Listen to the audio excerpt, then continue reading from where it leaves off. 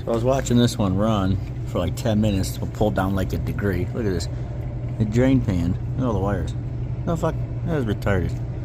And that doesn't look promising either. So, check this shit out, cause, yeah. That doesn't look that good. You know what I mean?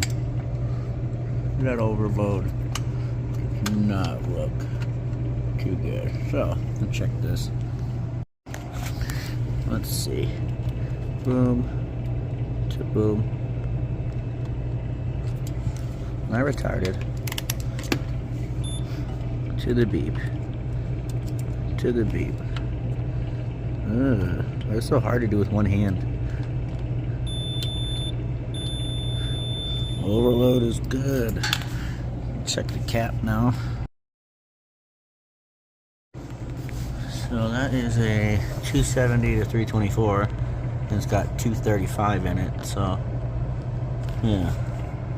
I'm gonna go see if I have one just to try to see if I can get it started. Yeah, I don't have a fucking cap. I'm not even gonna try a hard start. I'm just gonna get a new compressor in here and call it a day.